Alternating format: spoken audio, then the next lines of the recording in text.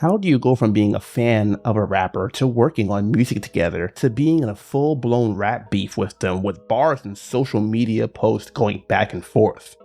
Apparently, it's not really that hard with how often it seems to happen in hip-hop. Let's talk about Nicki Minaj and Megan Thee Stallion, and yet another example of how mainstream female rap can be a vicious space.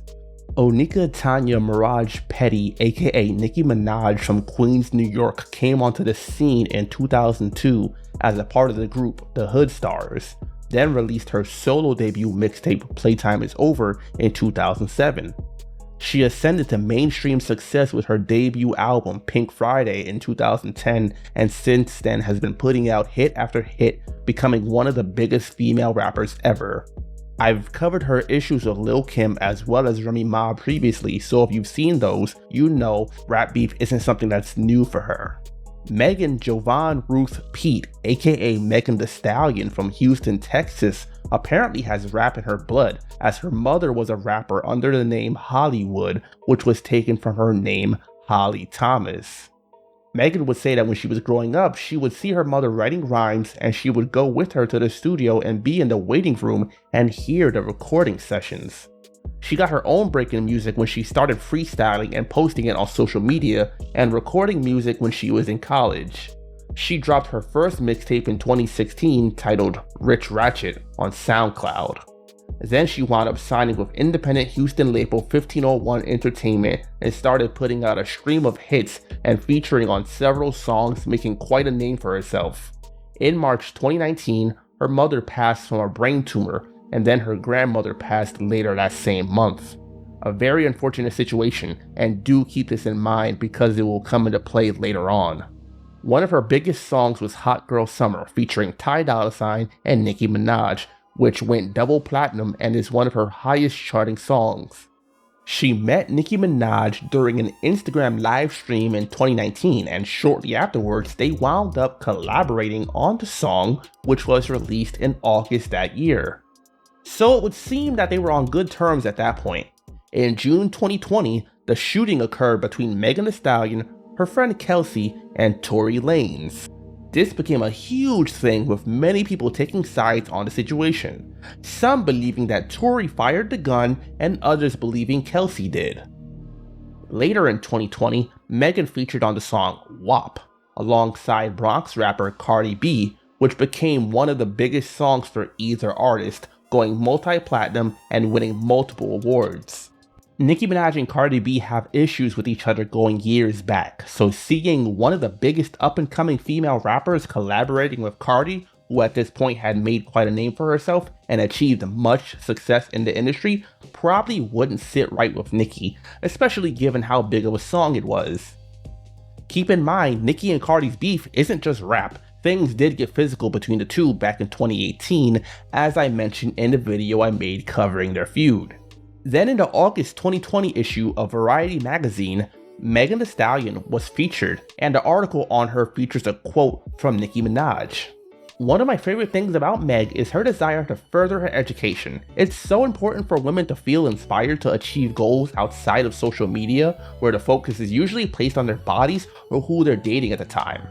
So clearly, at least publicly, Nicki Minaj didn't have an issue with Megan. In July 2020, Nicki announced her pregnancy, and a few months later in September, she gave birth to her son. Once again, this is something that comes into play in a little bit. Then in November 2020, Megan made an appearance on Chicago's 107.5 radio show and was asked about if she reached to Nicki Minaj before working with Cardi B due to their feud, in which she replied that she did not, but she's also not involved in their beef and likes both of them. But if you know anything about Megan Thee Stallion, I know you love Nicki Minaj too. Did you feel like you had to like kind of call Nicki first? Like, I don't want you to hear about it, but I'm working with Cardi, or that is like all over? I didn't feel like I had to call her first. Because at the end of the day, I'm still an artist and I should be free to work with whoever I want to work with. My personal relationship with anybody doesn't affect like what I choose to do as an artist. And even me and Cardi's relationship furthered after the song. Like, she's great on her own. Like, I love her as a person. We talk often. Like, we talk a lot. Me and Nicki, like our relationship hasn't changed since we did Hot Girl Summer. Then in January 2021, the beef between the two was apparently official as Nicki Minaj unfollowed Megan Thee Stallion on Instagram. Apparently that's how you know rap beef is a thing nowadays, social media unfollowing. That was the first sign to the public that there was some kind of issue between the two. In April that year, Nicki Minaj released a reissue of her third mixtape, Beam Me Up Scotty, which featured a few new songs, one of those being Seeing Green, featuring Lil Wayne and Drake. On Nicki's verse, she has the lines, "These bitches thirsty, I can see why they alcoholics, ain't gotta ever talk about it when you are about it." Some people would say that this was a subliminal shot at Megan. Then later on in her verse, she has the lines, "No one bitch could be my op, that shit offends me. It's corporate giants and machines that went against me. I wash bitches, man, they couldn't even rinse me. She says she hot, I said, well bitch, come and convince me." Then she ends the verse with the line, "I send shots, send them back or flee the scene." These lines seem to be clearly aimed at a female rapper. By this time, she had issues with several others, but given the line about being hot and Megan having the song Hot Girl Summer that I mentioned earlier, it would appear to be aimed at Megan. Also, there's the line about being an alcoholic, which we're going to get into now. In September 2022, Nicki Minaj was on her Queen radio show and talked about a conversation she had with a female rapper about how they wanted her to drink while she was pregnant, and they suggested that she could just get an abortion. Imagine telling someone you didn't want to drink, because you were, at the time, possibly, pregnant, because you were actively, trying to have a baby. Imagine if that person say, "Oh girl, you could go to the clinic." She then continued on to mention that the person knew she was pregnant but never even congratulated her or liked the pictures she posted about the pregnancy. Megan would respond back on X claiming that it's a lie. However, this would tie back into the alcoholic line from Seeing Green. Also in September, the remix to the Megan Thee Stallion single, Plan B, was released, which features Lil Kim. Considering that Lil Kim and Nicki Minaj have had their issues for several years, some people took Kim's verse to be a diss to Nicki. The beginning of her verse in particular with the lines, "Nigga, you's a bitch, your father's a bitch, your brother's a bitch, keep acting like this and your son gonna be a bitch." Damn! 50 Cent, for example, took to social media making a post saying that Kim dissed Nicki's son with those lines. Kim responded back, however, stating that it was aimed at one of her exes and that she wouldn't talk about someone's kids like that. Then in September 2023, Cardi B released the song Bongos, once again featuring Megan Thee Stallion.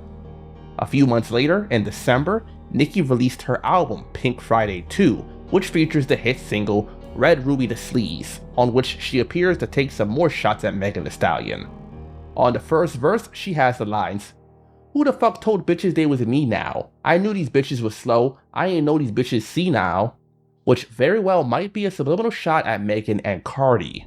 Then she has the lines, "700 on them horses when we fixin' to leave, but I don't fuck with horses since Christopher Reeves." These lines once again seem to be aimed at Megan Thee Stallion, given her name being a reference to horses, and the Christopher Reeves mention is a reference to the 1995 incident in which he fell off a horse, leaving him paralyzed from the neck below. Then on her second verse, she has the lines, "That 40 cal make 'em dance like a go-go," which would seem to be a reference to the 2020 shooting. Then later she has the lines, "600 horse, how you gonna catch the boss? Caught him with a hand out trying to catch the sauce." This once again would appear to be a reference to Megan, given the horse line again, and the hand out trying to catch the sauce is a reference to the Popeyes deal that Megan had. Also on the album is the track FTCU, on which she appears to send a subliminal shot at Megan on the second verse with the lines, "I will never slippy like a Mickey, stay in your Tory Lane, bitch, I'm not Iggy." The Tory Lane line could be seen as a subliminal shot at Megan, again due to the 2020 shooting. Then in January 2024, Megan released Hiss, the second single from her next album. On this track, Megan takes shots at multiple people who have had something to say about her, whether it's Drake, Tory Lanez, random people on social media, and yes, Nicki Minaj as well. As I mentioned earlier, a lot of people had something to say about the whole June 2020 incident, and this song is largely a response to that. She disses Nicki Minaj, however, with the lines, "These hoes don't be mad at Megan, these hoes mad at Megan's Law. I don't really know what the problem is, but I guarantee y'all don't want me to start. Bitch, you a pussy, never finna check me. Every chance you get, bet your weak ass won't address me. Bitches swear they G, but the G must stand for goofy." The Megan's Law line is a reference to the law that was passed in 1996 regarding the public release of sex offender information. Before this law, the list was only privy to law enforcement agencies and not to the public unless it was deemed necessary. This line comes about because in October 2019, Nicki Minaj got married to Kenneth Petty, who was convicted of attempted rape back when he was a teenager and forced to register as a sex offender. On top of that, in January 2020, Nicki Minaj's brother was convicted of sexual assault against a minor and was sentenced to 25 years to life. Shortly after the release of this track, Nicki Minaj teased a response track. She also took to Twitter and posted a picture of her feet, which is a reference to Megan getting injured in her foot during the 2020 incident. She would also make tweets subliminally dissing Megan as well, and apparently Nicki Minaj fans also found the location of Megan's mother's grave and posted the address online, possibly in hopes that people would vandalize the site. Like I mentioned earlier, Megan's mother passed in March 2019, and then she lost her grandmother that same month. On January 29th, Nicki released the track Bigfoot aimed at Megan. This diss track got a huge response online from people considering Nicki Minaj to have been way too disrespectful to Megan, and we're gonna break that down now. She starts her verse off with the lines, "This little begging whore talking about Megan's Law for a free beat, you can hit Megan raw. If you a ghostwriter, party in Megan's jaw. Shots thrown, but I still ain't let Megan score." These lines are a response to the Megan's Law line from Hiss and Nicki insinuating that Megan not only uses ghostwriters but also offers sexual favors for beats and lyrics. The party in Megan's jaw line is also a double entendre, as it is a reference to Megan's ex-boyfriend, Partisan Fontaine, who is a rapper and songwriter with writing credits on several hit songs from rappers like Cardi B, Ye, Megan, and others. She then has the lines, "Bad bitch, she like 6 foot. I call her Bigfoot. The bitch fell off. I said, get up on your good foot. Still ain't topped Red Ruby, trying to steal the sauce. I said, get up on my cookbook." Once again, she's calling Megan Bigfoot as the title of the song, and "Get Up on the Good Foot" is a reference once again to the alleged foot shot Megan got, as well as to the James Brown album Get on the Good Foot from 1972.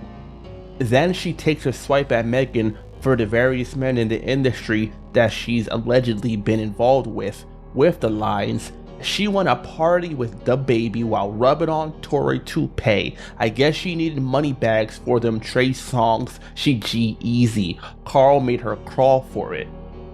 Then she ends the verse with what many would say is the most disrespectful part of the song. She repeatedly tells Megan that she's lying on her dead mother. Once again, like I've said multiple times, Megan's mother passed in 2019 due to a brain tumor. Then the beat cuts out and Nicki speaks on the outro telling Megan that she should apologize to her mother and that there's a part 2 to the song that she can put out. This was a pretty polarizing diss track, and I'm sure you can tell why.